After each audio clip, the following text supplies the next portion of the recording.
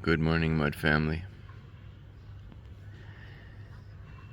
So here in the middle of Ho Chi Minh City, there's this beautiful little piece of nature called Family Garden, built by a landscape architect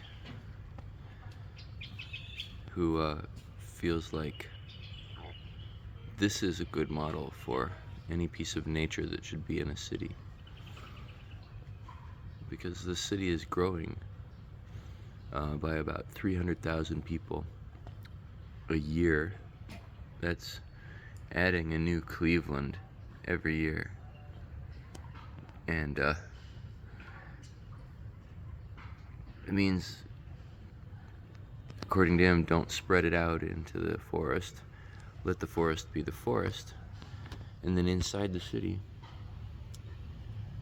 don't make gardens that just require a whole bunch of unnecessary inputs, but make spaces where nature might find its way in.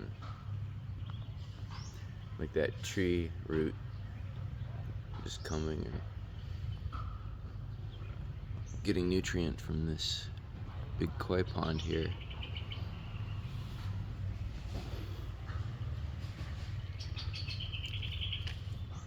Catch the water, let things grow in it, but don't try to force it.